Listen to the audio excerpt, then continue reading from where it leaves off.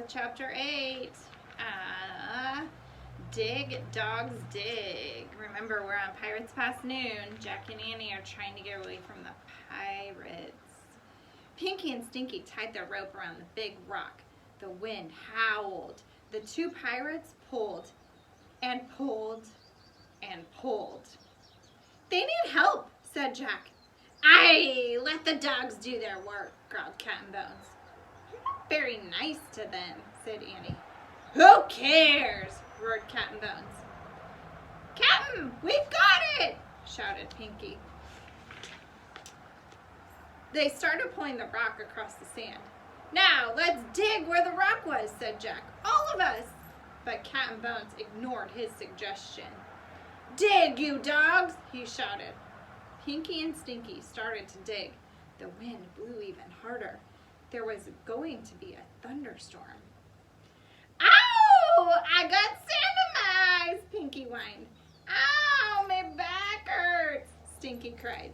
Dig! Shouted Captain Bones. He held Jack and Annie with one hand. With the other hand, he pulled out the gold medallion. He tossed it to the two pirates. It fell into the hole. Dig for more of these, you swine, he said. Squawk! Look, said Annie.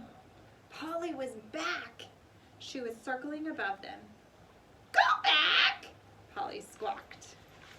There's a picture this time.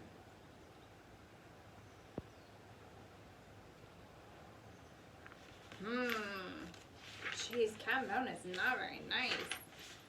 Oh, a few more pages. This is a long one. Stinky and Pinky looked up at the parrot. They scowled. Dig! Shouted Captain Bones. A big storm's coming, Captain, said Pinky. Go back, squawked Polly. The birds an omen, Captain, shouted Stinky. Dig, you dogs, cried Captain Bones. Go back, squawked Polly. The bird's warning us, shouted Pinky. We've got to get to the ship before it's too late. The two pirates threw down their shovels. They started running towards the rowboat. Mooners, come back, shouted Captain Bones. He dragged Jack and Annie down to the beach as he ran after his men. Stop! But the pirates kept running. They got to the rowboat and pushed into the sea. Wait! Cried Captain Bones. Pinky and Stinky jumped into the boat and they started rowing. Wait, Captain Bones! Let go of Jack and Annie. He ran to the water. Wait, you dogs! He hauled himself into the rowboat. Then the three pirates disappeared into the spray of waves. Go back, squawked Polly.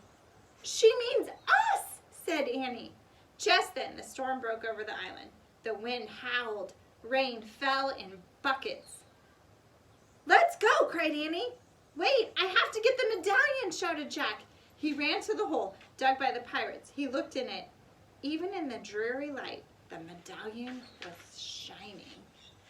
Big, fat raindrops were falling into the hole, washing away the sand.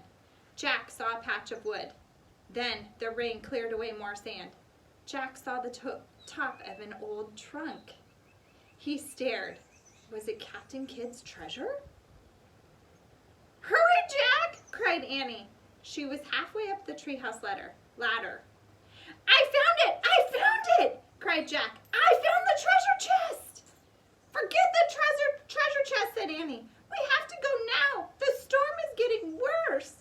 Jack kept staring at the chest. Was there gold inside? Silver? Precious gems? Come on! Now Annie was shouting from the treehouse window.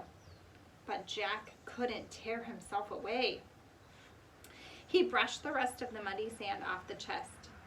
Jack, forget the treasure chest! Cried Annie. Let's go! Go back, squawked Polly. Jack looked at the parrot. She was perched on the black rock. What would you do if you were Jack? Do you think you would stay and open the treasure chest? Or would you go back to the treehouse and head home? He stared into her wise eyes. He thought he knew her. He thought he knew her from somewhere else. Go back, Jack, she said. She sounded like a person. Okay, it was definitely time to go. Jack took one last look at the treasure chest. He clutched the gold medallion. That means he was holding onto it really tight. Then he took off, running towards the treehouse. His socks and rain boots were still there. He quickly pulled the boots on. He shoved the socks into his backpack. The rope ladder was dancing wildly in the wind. Jack grabbed it.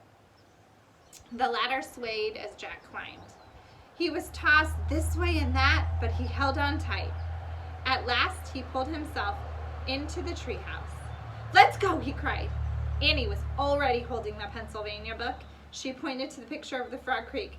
"I wish we could go there," she shouted. The wind was already blowing hard, but now it blew even harder. The treehouse started to spin. It spun faster and faster. Then everything was still.